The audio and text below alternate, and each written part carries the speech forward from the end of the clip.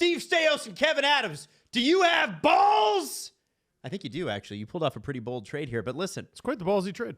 For all the guys involved, Cozens, Norris, Bernard Docker, Gilbert, if you guys need some help on the road, keeping clear down there, especially, if the Senators go to the playoffs, you might need the beard and balls bundle. Not the beard bundle for the playoffs, but the balls part. And once the playoffs are over, you can always use the beard part. From Manscaped, it's your all-in-one grooming solution. And listen, the promo code is Dangle. And we want you to get 20% off and free shipping internationally with the promo code Dangle. So again, beard and balls bundle, 20% off, free shipping, promo code Dangle, manscaped.com. And let's say it again. Dylan Cozens, you're an Ottawa Senator. Whoa. Josh Norris, you're a Buffalo Sabre. Those are the two key pieces of the deal, and it is Cozens and Dennis Gilbert, and a 2026 second-round pick in exchange for Josh Norris and Jacob Bernard Docker, who go to the Sabres. Do you think anybody calls him Denny Gilbert? No. No I one's don't ever. think so. Because No. usually you get the one N if it's French, right? Yeah, it's Denis. Yeah. So okay, this is interesting because He's from Buffalo, by the way. Yeah, no, that's what I was asking. Yeah. Dylan Cozens and Josh Norris are both players that had breakout seasons, signed extensions in relatively the same amount of money range. So, Cozens, I believe, is 8. Josh Norris is 7.1. Cozens is 7-1 is Cozens. Yeah. And 7-1 Josh Norris is 7-9. 7-9. 5. Okay. He's in year like 2. Year Yeah. 2 of 7, making 7.1. Right. So my point is that ever since both of those deals were signed, because of injuries, because of bad team, because of whatever, neither of these deals have really been lived up to. Yeah, I'm not saying they're similar players, but like bizarrely similar career trajectories. Really, really strange. And Josh Norris, I think we can start with this for what the Buffalo Sabres are getting. Josh Norris and former first-round pick Jacob Bernard Docker. Josh Norris has had 3 shoulder surgeries. He's got 33 points in just over 50 games this year. The most amount of games he's played in a single NHL season is 66. So this is a risk for Kevin Adams. Yes. It's funny. The initial reaction that I'm seeing out there is both fan bases are upset, but mostly Sabres fans because they will be upset with experience. Because it's an oft-injured player who is older. He's 2 years older, a little less than 2 years older than Dylan Cozens, and he makes significantly more money. He's in year 3 out of 8, making $7.95 million, nearly $1 million more than Dylan Cozens. So most of the reaction that I've seen so far is Sabres fans going WTF. So does that sound to the two of you, Jesse, I'll ask you this, that the Sabres, Dylan Cozens has been asked for and offered in trades for months now. It sounds like the Buffalo Sabres were like, we got to get this guy out of here. Yeah, it sounds like they didn't really like the player. Like that's the only reason you're trading a guy who's at that age, who's under this salary, this contract for that long, is because you're not a fan of the player and you've seen enough. So what they did is they swapped. They swapped kind of the similar asset, and they're like, okay, if we don't like this guy, we'll get the same thing back, and let's try with this one.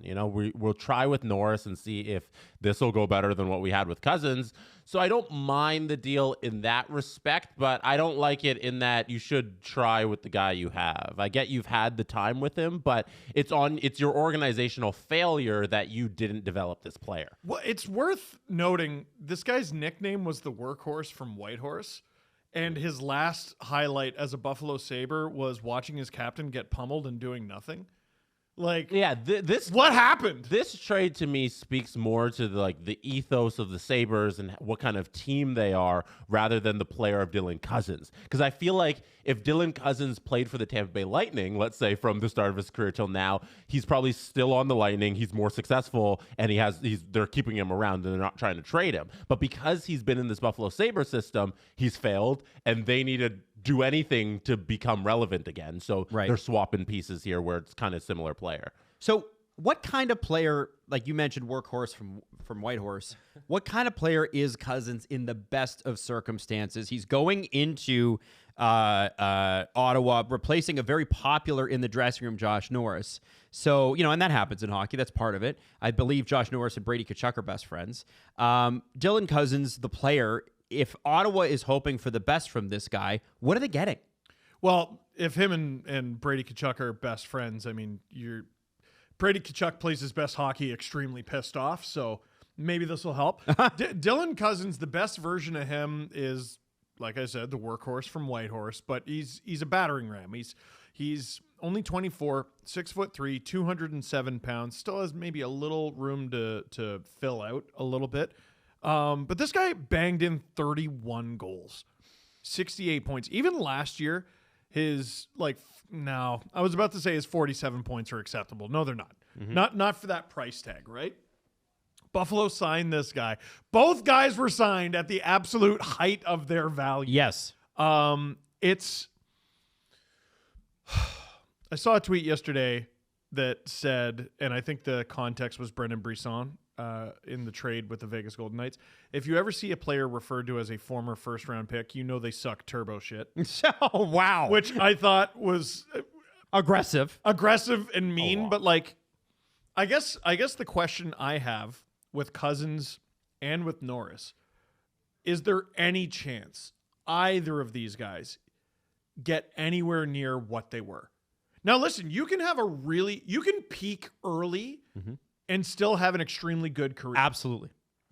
You know who peaked really early, never really lived up to it, but had a very good career nonetheless? Scott Gomez, rookie of the year. Yep.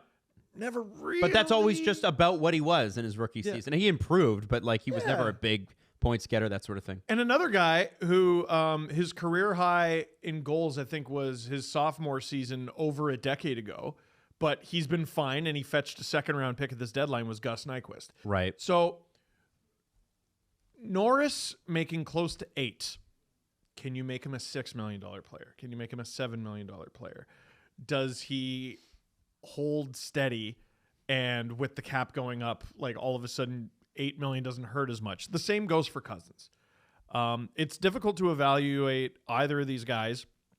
Dylan Cozens, because he's a ghost of his former self, which is a crazy thing to say about a 24-year-old, and Josh Norris, because he does not often play. Jesse, is there a winner in this trade?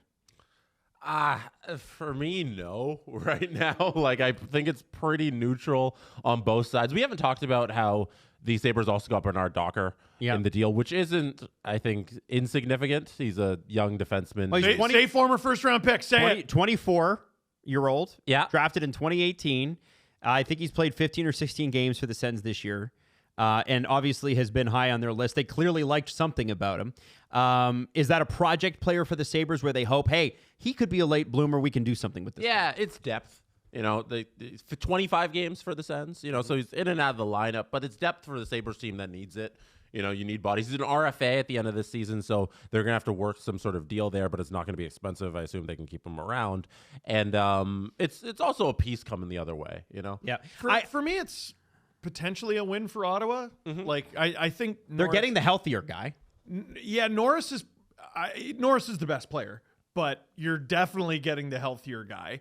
Ottawa gets the cheaper guy, and they get a pick. Yep. So, Buffalo getting the better player, there is a cost to it. Sure. And a risk to it for them. So that's why I see Ottawa as the kind of winner. And we don't really think about Ottawa in this way, but they are pushing up against the salary cap.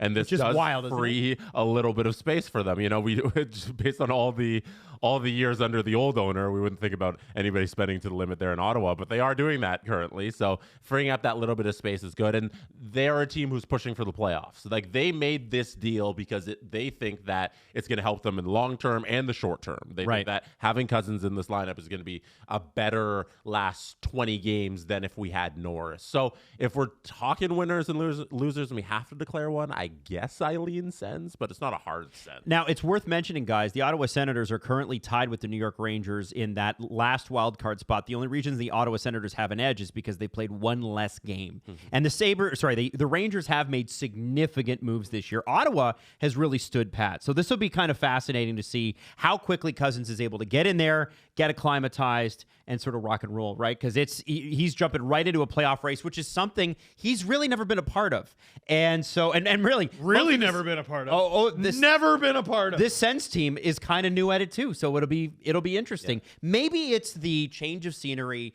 that this player needs to get it back on track. Sometimes you get stale. Sometimes it's like, it doesn't, everybody's had a job too where you're like, I don't know what it is about this place, but I got to get the hell out of here. Well, Dylan, one of the things that concerned me about Dylan Cozens is I remember he was a very, very young player in this league, like even younger than he is now. And he's like fighting guys often. And I'm like, geez, the Sabres got to insulate this guy a little bit. And then his last highlight as a Sabre is looking at the bench meekly, like, should I go? Should I fight? Yeah. If he can rediscover who he really is, if he can stop being another person in Dylan Cozens' body, the Sens got a hell of a player. Is there a blueprint for that in Ottawa? There might be. What's his name? Brady Tkachuk. Oh, there you go. I was like, Adam's going somewhere with this. I didn't know what you meant. Did you know what I meant, Jesse, or did I not lead him well? Smooth. All right. Well, listen. We're so good at this. So to Sens fans and to Sabres fans, we don't know yet. But you know what? It's a great risk for the Sabres because Norris has the higher end potential. Cozens for the Sens probably needed a way to get out of Buffalo and also probably stays healthier longer in the aggregate. But we'll see what happens because it's trade deadline. You never really know until like a few months or a few years later. We got a big one. Oh, there's some stuff coming. Oh.